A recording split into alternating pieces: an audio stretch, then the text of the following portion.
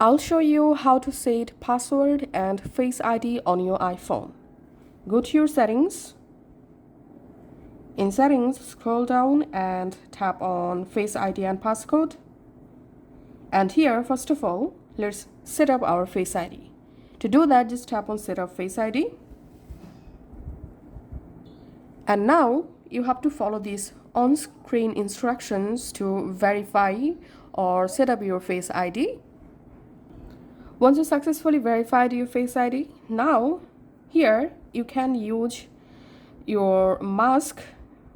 Just tap on use Face ID with a mask. You can also just tap on set up later, and we can see I've successfully added my Face ID. And now it's time to add our passcode.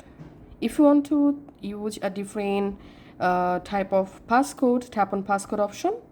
Here you can select 4-digit numeric code, 6-digit code, custom code, or you can select custom alpha numeric code. So in my case, I'm selecting a 6-digit numeric code and just typing my code here. And again, type your passcode for verify. It